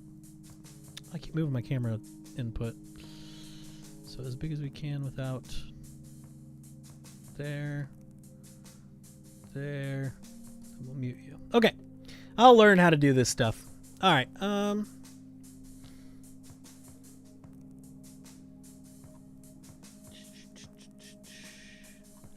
Should hang out with you in here. Just in the chat. Let me see what's going on here.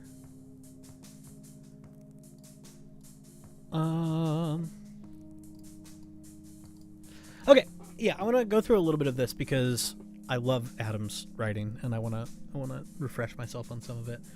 Okay, ignorance and inconsideration are the two. Are the two great causes of the ruin of mankind. This is an observation of Dr. Tillotson. I actually need to refresh on who Tillotson is, so I won't say anything on that because I can't be confident I'll say the right things. With relation to the interest of his fellow men in a future and immortal state, but it is of equal truth and importance if applied to the happiness of men in society. On this side of the grave, in the earliest stages of the world, absolute monarchy seems to have been the universal form of government. Kings and a few of their great counselors and captains exercised a cruel tyranny over the people, who held a rank in the scale of intelligence in those days, but little higher than camels and elephants that carried them in their engines to war. So this, again, is part of the, I think, perfectly contestable history, right? Adams, of course, is simplifying ancient history, but he's beginning by saying, well, okay, if we just read history, it seems absolute kingship, and then the people close to the king, they had power. They were treated as intelligent. On the intelligent scale, the common man was, the psalmist says that we are but a little lower than the angels. Here he says we are but a little higher than camels and elephants. Okay. But it was brought to pass that the people in the Middle Ages became more intelligent in general would not perhaps be possible in these days to discover. But the fact is certain. And wherever general knowledge and sensibility have prevailed among the people, arbitrary government and every kind of oppression have lessened and disappeared in proportion. So there are a lot of parallels here with oh my goodness.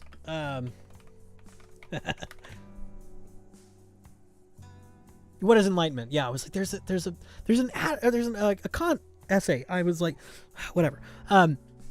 Kant's essay is later. I had to look this up, just by the way. I will try not to lie to you about the things that I know and don't know. So Kant's essay, 1784. I was pretty sure it was post Adams by a good couple decades. So Kant's essay, What is Enlightenment, has a lot of overlap with this dissertation on canon and feudal law, where they both share the thesis effectively that man's emergence from immaturity is what counts as enlightenment. Kant says it's his emergence from his self-imposed immaturity. Here, Adams is much more sanguine about the idea, well, Kant is as well, that this is imposed by other people, by tyrants. And so Adams says, look, we don't really know exactly why people in the Middle Ages started becoming more smart, but as intelligence proliferates, arbitrary governments recede.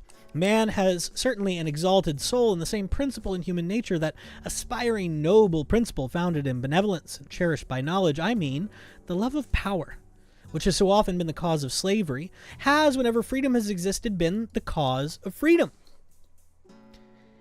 If it is this principle that has always prompted the princes and nobles of the earth, by every species of fraud and violence, to shake off all the limitations of their power, it's the same that has always stimulated the common people to aspire at independency, to endeavor at confining the power of the great within the limits of equity and reason. So he says there's this common principle of the human spirit.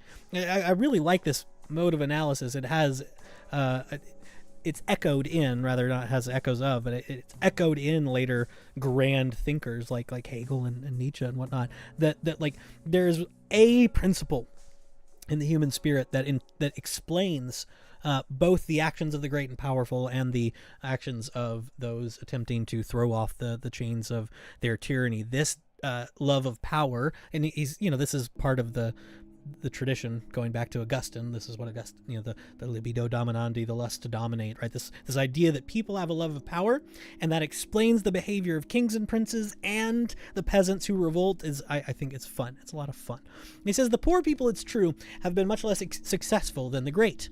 They have seldom found either leisure or opportunity to form a union and exert their strength.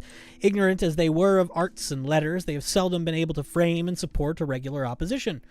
This, however, has been known by the great to be the temper of mankind, and they have accordingly labored in all ages to wrest from the populace, as they are contemptuously called, the knowledge of their rights and wrongs, right? That's a pun that we've been using for a long time. The rights and wrongs of men, and the power to assert the former or redress the latter.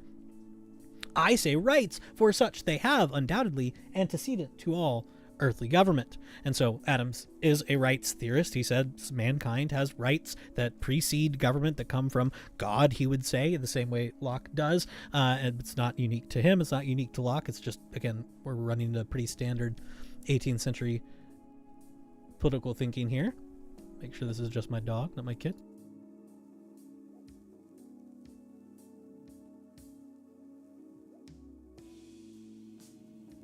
It's just my dog. Just thumping down the stairs. All right. Rights that cannot be rights that cannot be repealed or restrained by human laws. Rights derived from the great legislator of the universe. Adams, by the way, just because this will come up a lot in a class like this, I try to keep a mental filing cabinet of what little I can remember about each the personal religion of each of the founders as we find it expressed in their private letters and things. So Adams grows up in a pretty traditional Congregationalist Puritan church. He goes to Harvard as a young man, graduates when he's 20, and then moves to Worcester, Massachusetts to be a schoolmaster. And he still attends church there in Worcester, but he expresses strong dislike of the kind of cranky, frigid Calvinism that's being taught at the Congregationalist Church in Worcester. And so though he is in the Calvinist or Puritan tradition, he doesn't actually subscribe to Calvinistic doctrines.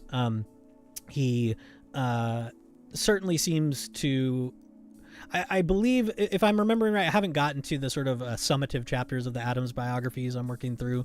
If I'm remembering right, I think most historians would call him a Unitarian of some sort. He believes in a God, believes in a providential God, doesn't seem convinced by the divinity claims of Jesus, but certainly is not. You wouldn't lump him in the same category as like a Thomas Paine kind of deist. And so he's a religious, pious man with severe doubts about Nicene Christianity. So that's I think what I'm comfortable saying. Okay, since the promulgation of Christianity, the two greatest systems of tyranny that have sprung from this original are the canon and feudal law. The desire of dominion, that great principle by which we have attempted to account for so much good and so much evil, is, when properly restrained, a very useful and noble movement in the human mind. But when such restraints are taken off, it becomes an encroaching, grasping, restless, and ungovernable power. Numberless have been the systems of iniquity contrived by the great for the gratification of this passion in themselves, but in none of them were they ever more successful than in the invention and establishment of the canon and feudal law. So he says, in history, this desire for power has manifested in various systems of law that attempt to keep the common person in check. Keep them from asserting their will to power? No, that's dangerous phrasing. I don't want to get into Nietzsche today. But there are various systems, he says, that have been contrived to assert the will of the powerful over the will of the people, who in general are less successful. Why? Well, some of the most effective mechanisms of restraining the less well-off, he says, are canon and feudal law. So what are these? Well, by the former of these, the most refined, sublime, extensive, and astonishing constitution of policy that ever was conceived by the mind of man was framed by the Romish clergy for the aggrandizement of their own order. And the idea that, of course, the structure of the Catholic Church was framed by the mind of man, or conceived by the mind of man, is a jab at Catholicism that would claim, at least, I don't know what they would say about canon law as a whole, but at least in the general operations of the church, to be guided by the Holy Spirit, not by the mind of man. No, Adams says this system of law is wholly conceived by the mind of man for the aggrandizement of their own order. All the epithets I have here given to the Romish policy are just, and will be allowed to be so when it is considered that they even persuaded mankind to believe faithfully and undoubtingly that God Almighty had entrusted them with the keys of heaven, whose gates they might open and close at pleasure, with a power of dispensation over all the rules and obligations of morality, with authority to license all sorts of sins and crimes, with a power of deposing princes and absolving subjects from allegiance. And so he's referring there to a set of papal documents throughout the Middle Ages that I've taught in various other classes. I keep looking to make sure it's not my kid out of bed again. Umam Sanctum is one of these, like a series of papal documents that are at the heart of a clash in the Middle Ages between civil authority and ecclesial authority, of emperors claiming power, of bishops, priests, and the Pope claiming power over the civil magistrate. And you get various papal documents that do make the claim that actually, no, it's the Pope who has the power to depose princes. It's the Pope who has the power to absolve members of the church of their obligation to the civil magistrate, if necessary, if the civil magistrate is commanding them to do things that the church decides they ought not be doing. So that's what Adams is referring to there. And so he's saying, sort of imagine the sort of masterful delusion that had to overtake mankind for people to be convinced that this earthly institution, as he's treating it, no offense to any Catholics in my audience, has this power over mankind, their eternal destiny, and so on. With a power of procuring or withholding the rain of heaven and the beams of the sun. That one I'm actually curious where he got that. With the management of earthquakes, pestilence, and famine, nay, with the mysterious, awful, incomprehensible power of creating out of bread and wine the flesh and blood of God himself. Right, so theological controversy is not irrelevant to the political theorizing of this period. So he's suggesting, right, here's evidence of how great a deception the Catholic Church has wrought on mankind, that they teach that they can do this miracle of the sacrament of the Eucharist on the altar in Mass. All these opinions they were enabled to spread and rivet among the people by reducing their minds to a state of sordid ignorance and staring timidity. and by infusing into them a religious horror of letters and knowledge. And this is, for Adams, the sort of fundamental thing here. If we're comparing this again to Kant's What is Enlightenment, this idea that knowledge is something to be feared is something that Adams, Kant, and many others are pushing back on. Really, you can find a really powerful version of this a couple hundred years earlier, or 100 years earlier. 100, I think it came out 1620? Sounds right? Bacon's Advancement of Learning. I think it's earlier than that. 1620, the first English version. I'll Google it later. Anyways, Bacon's Advancement of Learning, Francis Bacon's book, The Advancement of Learning, presents a very powerful essay arguing that there are people who theologically believe that the pursuit of knowledge is inimical to holiness, that it will lead you astray, that it will lead you to atheism, that it will lead you to vain delusion, and worldly philosophy and vain deceit, in the words of the apostle. And Bacon presents this argument that they're wrong. Not only are they misinterpreting scripture, they're misunderstanding knowledge. And Adams here is saying that much the same, that the church infused in its members he says, religious horror of letters and knowledge, and so that was used to chain mankind, to chain him fast for ages in a cruel, shameful, and deplorable servitude to him and his subordinate tyrants, that is, bishops, priests, cardinals, and so on, who was foretold would exalt himself above all that was called God and that was worshipped. This he's referring to the original version of the Westminster Confession of Faith, which would have been still learned and taught at this point in Puritan Massachusetts, but certainly by people like Adams, not really treated as like, this is the truth that Scripture teaches, but as a sort of historical curiosity. But the 1647 version of the Westminster Confession of Faith teaches that the Pope is the Antichrist. It says that, right? And so he's saying, according to his, Reformed background, it was foretold that this tyrant, the Pope, would exalt himself above all that was called God and that was worshipped. And so he says, look at the successful mastery. Oh, hey, Ian, how's it going, man? Good to see you. Sorry if I just doxed you. I don't mean to. I just recognize the name. Yeah, we're hating on the Catholics. I'm glad you're here. No, I'm just kidding. I'm kidding. I love my Catholic friends. I just disagree with everyone in this situation, so it's great. Okay, so he was just talking about canon law, right? So he says there are two systems of law in history that have successfully thwarted the ability of mankind to improve themselves in knowledge and thus in liberty.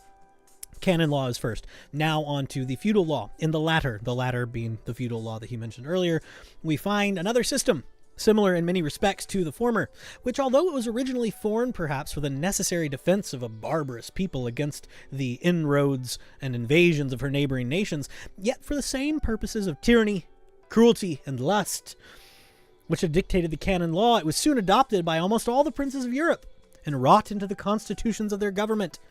It was originally a code of laws for a vast army in a perpetual encampment.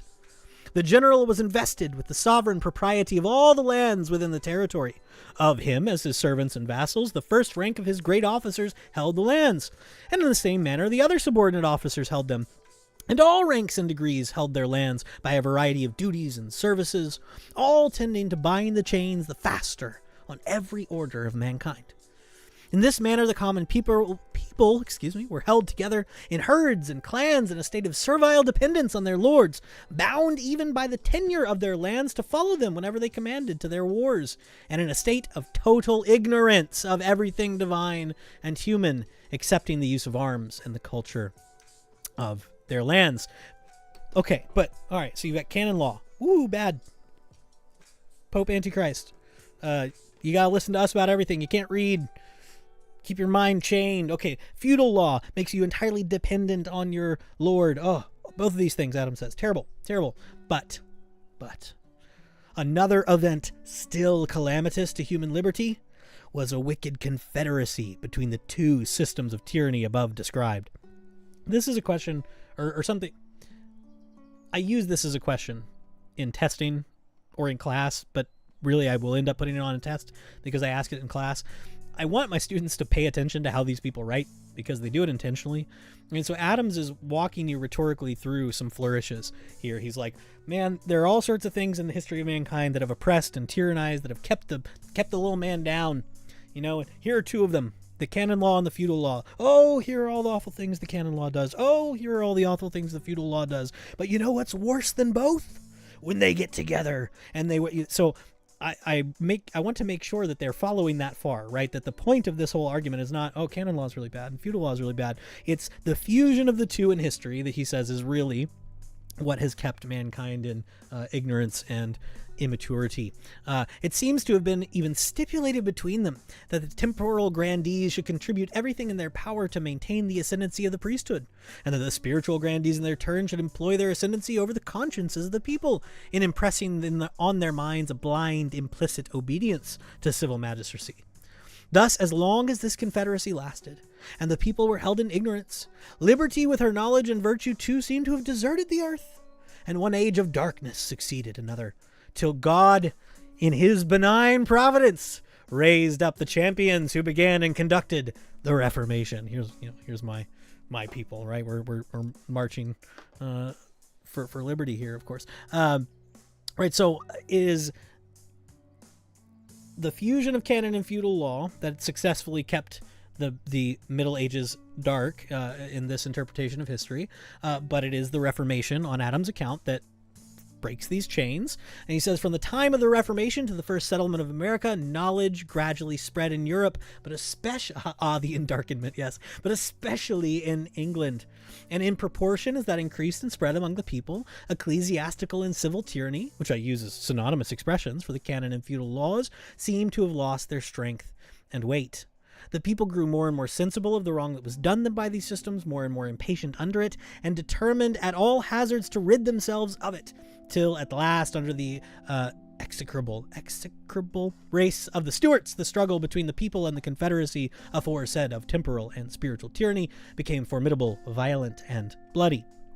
Now, of course, there are certain people on the internet today who are far more popular than I am, who would suggest that this is quite precisely backwards on Adam's account, that it is, of course, it is the Reformation that leads to the sort of unrest of the people against the historic monarchies, but that this is ultimately a bad thing.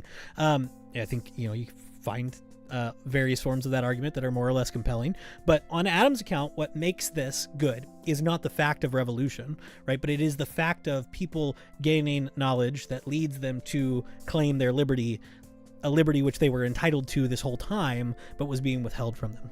And so that's why this, I think, makes such a really useful document as like a preface to the revolution, because let me see if I can, 1765 is when Adams publishes this anonymously originally. And it causes quite a stir. It becomes very popular. The anonymous author of the dissertation is spoken about in England and all throughout the colonies, and Adams is like pretty proud of himself that he wrote something so popular. But you can see why this line of thought is it's not calling for revolution, but certainly the kind of person who could write this is not going to be too upset by a revolution. So it was this great struggle that peopled America. It was not religious alone, as is commonly supposed, but it was a love of universal liberty, and a hatred, a dread, a terror, or horror, of the infernal confederacy before described that conducted, and accomplished the settlement of America. And then here he's going to make an argument that privileges his own people. Right? He's a descendant of Puritans in Puritan, Massachusetts, and he's going to make an argument that it is the Puritans who really spark this freedom intellectually, religiously, and politically in America. And so this is a very common interpretation of American history, right? Obviously, you have the Jamestown founding before the Plymouth Plantation founding and the Massachusetts Bay Colony, but it is common for people like Adams here in the late 1700s and Tocqueville in the early part of the 1800s to interpret the founding moment of America as the Puritans. That's the thing that matters. And his argument for this is that it is the Puritans who are most proliferating the intellectual quality that forms America. It's the Puritans who are giving their children the primers to make them Obama putting the medal on Obama. Yes, it's the Puritans who are giving their children the primers to help them learn to read. It's the Puritans who are saying it's scripture alone, so you've got to learn how to read this scripture. And that leads to, by the time Adams is writing in the 1760s, I think something like 2/3 of adult men were literate, at least in Massachusetts. And then by the time of the Revolution, just like 10 years later, it's closer to like 80% and beyond. Like it's the most literate place in the world at this point. And so if you, like Adams, believe that literacy and knowledge and political liberty are intrinsically linked, then you'd be kind of hard pressed to argue against him, I think. Unless you had some sort of obviously like affective attachment to other systems of government, but he just seems right in some sense. Okay. No, thank you, sir. Oh, to the Gnosticism thing, yes. Oh yes, you and Origin can duke it out in the chat. That'll boost my engagement numbers if you guys can have an argument about Gnosticism real fast. That'd be really good, actually. Like and subscribe, guys. Like and subscribe. Okay. So the Puritan plan of ecclesial and civil government are in opposition directly to both canon and feudal law. That's the point. It is the direct counterpoint to the thing that previously held mankind in chains. And then, of course, they establish universities. And this is... I love this, by the way. Okay, actually, I was going to skip this, but I'll just read this. The leading men among them, both of the clergy and the laity, were men of sense and learning. To many of them, the historians, orators, poets, and philosophers of Greece and Rome were quite familiar, and some of them have left libraries that are still in being, consisting chiefly of volumes in which the wisdom of the most enlightened ages and nations is deposited, written, however, in languages which their great-grandsons, though educated in European universities, can scarcely read. So even in 1765, we have cranky young Adams, but cranky old Adams saying, our grandpas were better educated than us, and they left us libraries full of books the kids can't even read anymore because they're in Greek and Latin and Hebrew even. It's funny. It's really funny. I love that line because he's like, we're educated in European universities. He's intervening in a conversation that's happening at this point, by the way, where there was already a split developing between the Latin schools and the English schools, and many people were being educated in English schools and then going on from there, if not even to college, back to European universities that were no longer doing the Latin and Greek education, like some of the what would become the Ivy Leagues in America were. Yeah, good luck, Origin. I think there are a lot of other things that are far more live an option than Gnosticism, but that's fine. That's all right. We love having you around. Okay, my voice is starting to go, I think. This is a long piece, so let me go down here. Here's sort of the conclusion, right? This is Adams has development. It would be wrong to treat early Adams. So this is Adams in 1765. The dude's still writing all the way into the 18-teens and 1820s. It would be wrong to assume that somebody is the same 60 years removed from himself. But if there is anything that animates Adams across this period of his life, from beginning to end, from young early writing career to on his deathbed writing Jefferson, it's these three paragraphs. Let the pulpit resound with the doctrines and sentiments of religious liberty. Let us hear the danger of thraldom to our consciences from ignorance, extreme poverty and dependence, in short, from civil and political slavery. Let us see delineated before us the true map of man. Let us hear the dignity of his nature and the noble rank he holds among the works of God, that consenting to slavery is a sacrilegious breach of trust, as offensive to the sight of God as it is derogatory from our own honor or interest or happiness. And that God Almighty has promulgated from heaven liberty, peace, and goodwill to man. Let the bar proclaim the laws, the rights, the generous plan of power delivered down from remote antiquity. So again, Adams, in his legal education, sees a thread from Cicero to English common law to whatever is developing in America. There is a constant thread, and it is ancient liberty through and through. Managed to change my mind a few times in the last 10 years. Yep. Me too on a couple things. Probably nothing as extreme as some other people, but certainly some things. Let it be known that British liberties are not the grants of princes or parliaments, but original rights, conditions of original contracts, co-equal with prerogative, coeval with government. That many of our rights are inherent and essential, agreed on as maxims, established as preliminaries even before a parliament existed. Right? So he says there is a set of rights that are rights that obtain the second we make a government, right? Before we create the English Parliament in its current form, right? Before Magna Carta, the fact that there was a government that existed in the place that is now England and its territories, there were rights that obtained. But even before that government existed, he says there were rights. This is a standard natural rights theory. I suppose if you want to just do the the force doctrine analysis, you might quibble, but he's saying we got to make sure we know, by the way, guys, it's not Parliament writing things down on paper that gives us these rights. We have rights by virtue of the government existing. The government owes us certain things because it holds our sovereignty and trust.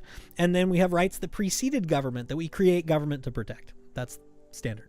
Let them search for the foundations of British laws and governments in the frame of human nature, in the constitution of the intellectual and moral world. So the frame of human nature is going to mean, by that Adams means there's something about being a human being that makes it such that you have duties and obligations towards other people, and the reciprocal side of that is that they have obligations towards you on the basis of those duties, so that it's a both way sort of proposition. So rights come from human nature, just the way that human beings are, the way that they are, and they come from we find them in the intellectual world with our reason, we find them in the moral world with our moral sense. Adams would have known some moral sense philosophy, less than some other people that who received slightly different educations, like James Wilson would have had a better exposure to Scottish Enlightenment stuff than he did. Yeah, I had to mention it at least once. It was a layup. It was waiting there for me.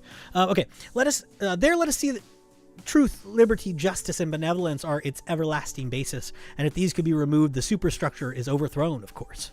Let the colleges join their harmony in the same delightful concert. Let every declamation turn upon the beauty of liberty and virtue, and the deformity, turpitude, and malignity of slavery and vice.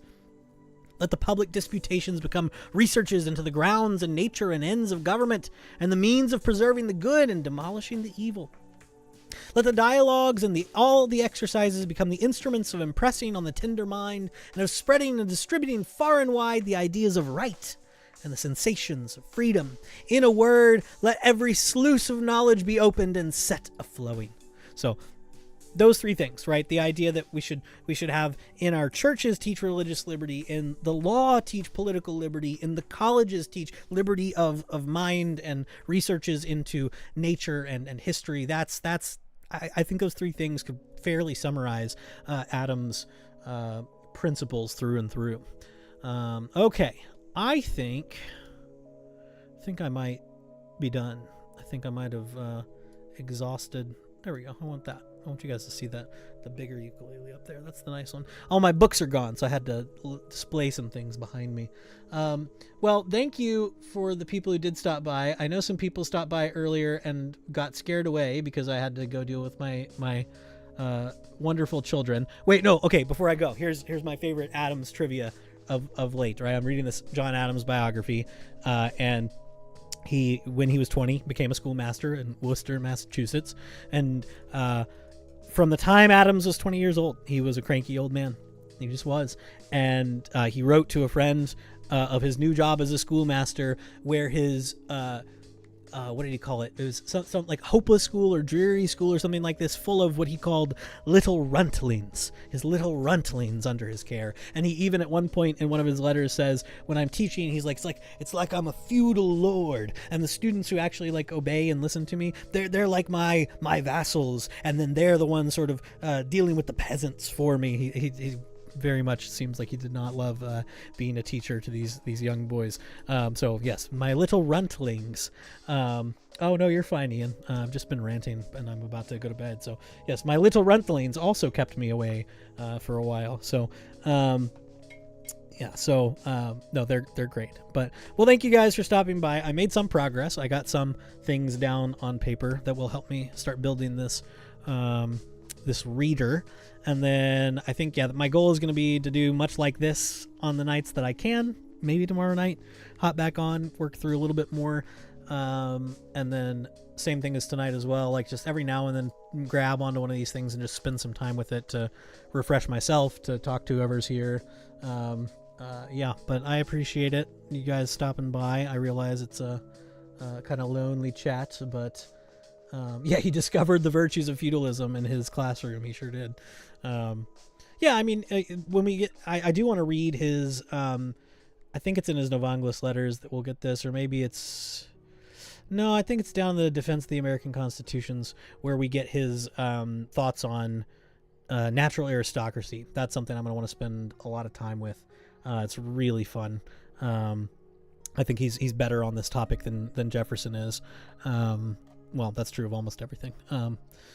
Y'all will find, if you keep coming back, you'll find I'm not the biggest fan of Jefferson in a lot of things, but he's fun.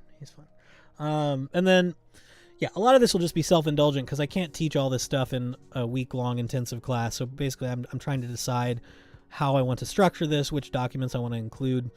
It's 3 hours of class every morning for 5 days, and so that's a lot of talking if I just do the talking. So I want them to have enough readings to where we can do some real like exegesis, really dig into the text. But also, I'm just going to have to lecture a bunch because there's a lot of history that we'll need to know. So, and then yeah, if I make it through this, if I keep doing this long enough, we'll get eventually to the Constitutional Convention, do some Federalist papers back and forth, which will be really fun to read on stream, and Anti-Federalist papers as well. Nobody ever reads the Anti-Federalist, so I'll go through as many of them as people can stomach, and then wrap up with, this would be weeks from now, but wrap up with some stuff on religion, law, education. Yeah. No, I will not join you Gnostics, but I appreciate the thought, and I appreciate you coming by. So, okay, well, thank you guys for coming. I'm going to go ahead and hop off and maybe be back on tomorrow. I'll post in Discord about it if I am. But thanks for coming by. I hope you guys both have a good night. All two of you, or anybody else who's lurking. So thanks for hanging out. Have a good